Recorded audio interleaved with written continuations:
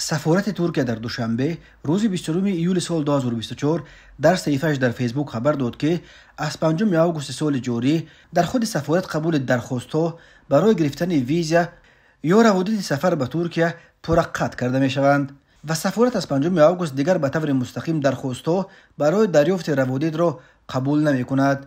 از همه خواهشمندان دریافت ویزای ترکیه خواسته شده است که از 5 آگوست برای دریافت ویزا به یک مرکز ویژه ویزاگیری مراجعه کنند. همین طور آنهایی که برای دریافت ویزا در سفارت برای روز 5 آگوست و بعد آن وقت گرفته بودند باید از نو به مرکز ویزا مراجعه کنند. سفارت در اعلانش گفت درخواست‌ها اوید به گرفتن همه نمود روابط ترکیه از 5 آگوست سال 2024 توسط مرکز درخواست روابط در تاجیکستان آغاز می گردد. سفارت از صحنه نام برده درخواست روابط را به طور مستقیم نمیپذیرد. معلومات ها و حجت های لازمی را که برای درخواست روابط به مرکز ذکر شده لازمند می توانید توسط تماس با مرکز دسترس نمایید. برای درخواست روابط از قبل تعیینات وقت برای واخوری شرط نیست. درخواست ها برای روابط را می توانید در دوام ساعت‌های کاری معین شده پیشنهاد نمایید. از 5 آگوست مسئولیت تهیه روابط ترکیه به شرکت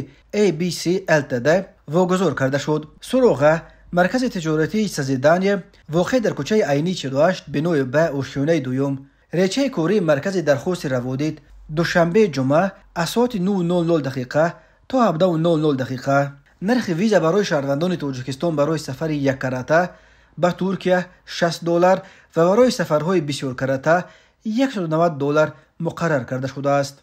یادآور می‌شویم ترکیه از 20 اپریل سال 2024 رژیم بدون روابط را برای شهروندان تاجیکستان بیکار کرد. 6 اپریل سال 2024 در نشریه رسمی حکومت ترکیه رسمی گزیته فرمان پرزیدنت ترکیه رجب طیب اردوغان نشر شد که در آن چنین گفته می شود قرار کرده شد که رژیم بدون روابط برای سفر به ترکیه برای شهروندان تاجیکستان که شناسنامه‌های خارجی عادی دارند بیکار کرده شود. درباره سبب چنین قرار حکومت ترکیه نیز تا کنون شرح نشر نشده است، ولی تصمیم ترکیه در مورد بیکار کردن نظام بدون روابط برای شهروندان تاجیکستان در پی سلسله حمله‌های تروریستی از نام سازمان تروریستی داعش که در کشورهای گوناگون از جمله در ترکیه با اشتراک زادگان تاجیکستان صورت گرفته اعلام شد. از جمله برای حمله مسلحانه ماه ینور سال 2024 به کلیسای کاتولیکی در شهر استانبول که باعث هلاکت یک شهروند ترکیه شد 2 نفر دستگیر شدند که یکیش از روسیه و دومیش زاده تاجیکستان